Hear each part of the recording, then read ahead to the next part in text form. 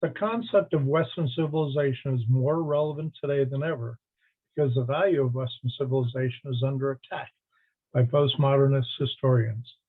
As Robert Royal states, only the decline in the serious study of the past has allowed critics to make public claims that this complex history may be reduced to an organized conspiracy of white men engaged in protecting their own interest.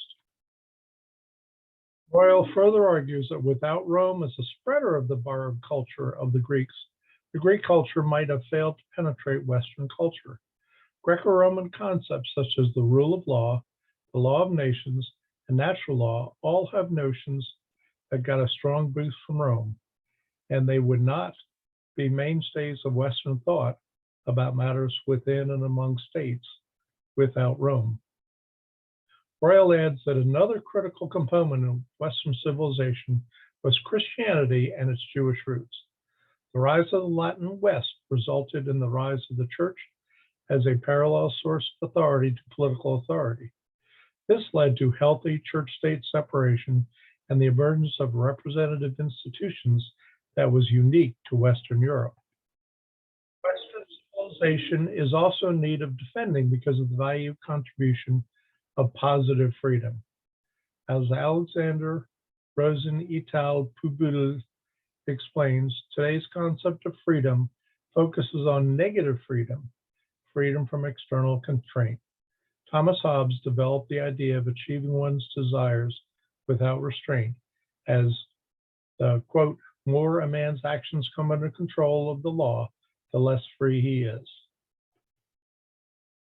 However, in classical Greek philosophy, self-mastery is the ability to control one's urge and passions without external restraint, which is expressed as positive freedom. The author gives the example of self-mastery in The Alcoholic, which is far superior than having the freedom to indulge without restraint. Furthermore, the rise of Christian understanding of freedom, as stated by Paul in Romans 7 and Galatians 5, quote, man's liberation depends on a supernatural intervention of the grace of God manifested in Jesus Christ. Thus, minimizing the Greek roots of positive freedom and Christian power through the Holy Spirit to achieve that positive freedom is a great failing of the modern liberal interpretation. This concept of positive freedom needs preserving.